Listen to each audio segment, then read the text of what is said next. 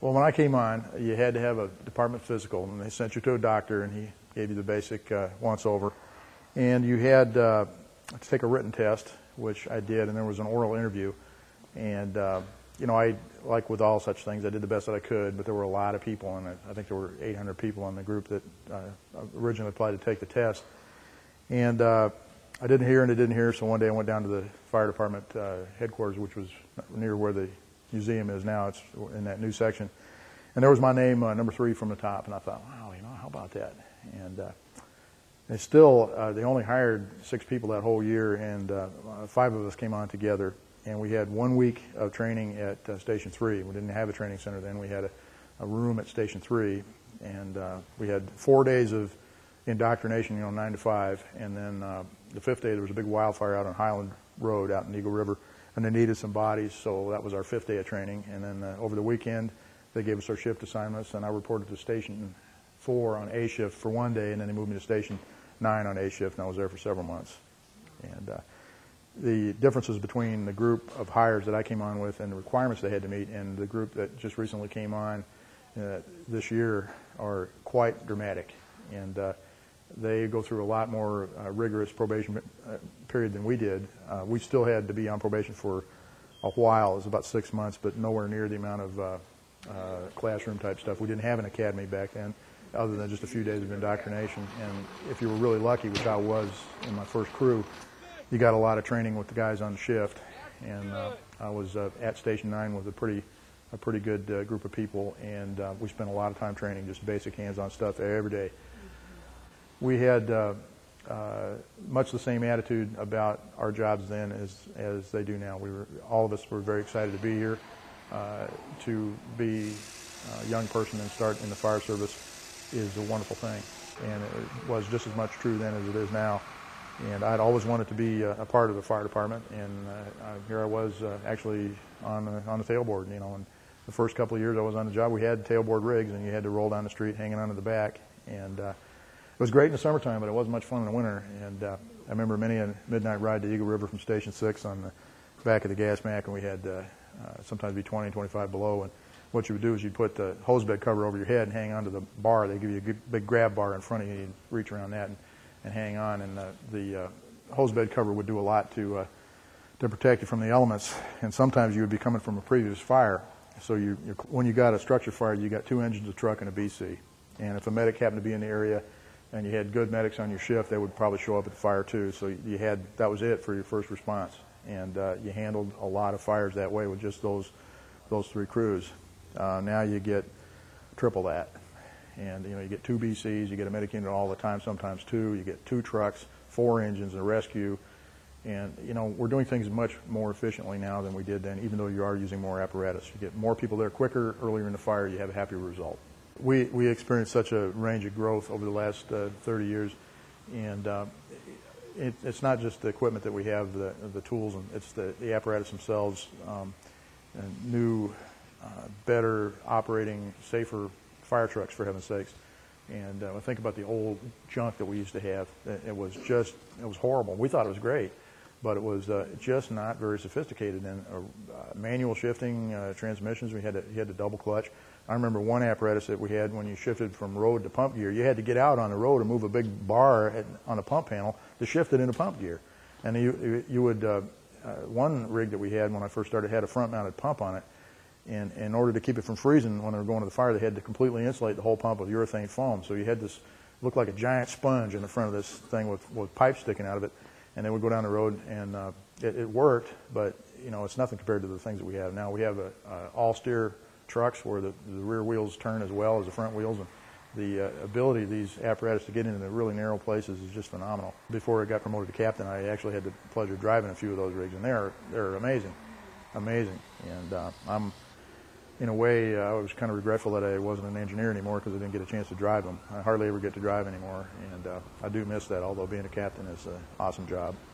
It's been a wonderful career for me, and I still have a couple of years to go before I turn out the lights and move on to whatever's next. But being a firefighter gets you in touch with the way things truly are in the real world, and with the ability to help people that goes along with those two things together. You know, you get the perspective, and you actually get to do something that's meaningful to help people. And when you meet people in our line of work, it's the worst day of their life. And when you can reach out and help somebody that's caught in a really terrible situation and make it better for them, it's a wonderful feeling.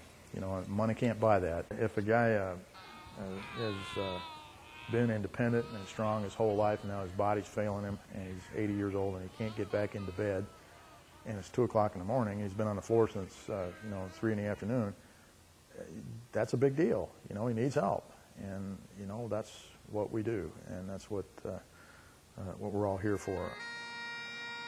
The thing about the bagpipes is that I've played them for an awfully long time, and it's become so much a part of my life that the idea of not having pipes in it is unacceptable. And when I started them, I had been working at Station 3, and the crew that I was with there, since I was a brand new guy, was a lot less tolerant about such things. This was 30 years ago. And one day I was on my lunch break, and I took my practice chanter. This is a small, scaled-down version of the chanter, and I took my pipes out, and it was kind of in the air bottle room. We used to fill bottles there in the back of Station 3 at the top of the stairs. And I blew some notes, and then the captain came back and said, "Somebody out here wants to see you."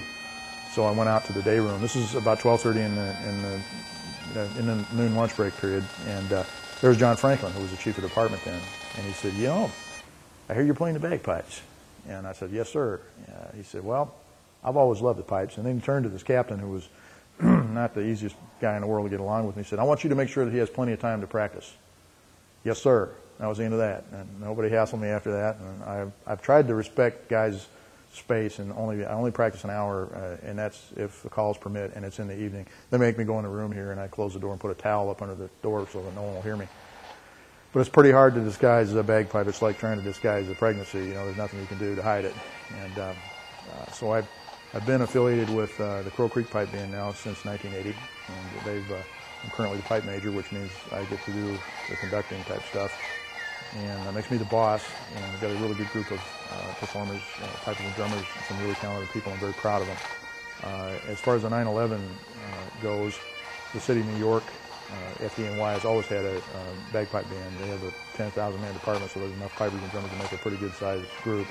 And with the tragedy of 9/11 and so many firefighters and police officers being killed, they called on to do an awful lot of public playing at memorial services and whatnot, and it sort of became, in a lot of people's mind, affiliated with the fire department. And I would say it's more the other way around, you know, that the fire department's kind of absorbed the bagpipes rather than any affiliation. I certainly want to reiterate that I don't like the idea of people associating bagpipes with funerals. You know, we play for all kinds of things, and I'd much rather play for a wedding or something fun and go to a funeral and play there. But it's part of the deal, and people call and ask me to play. I'm happy to oblige.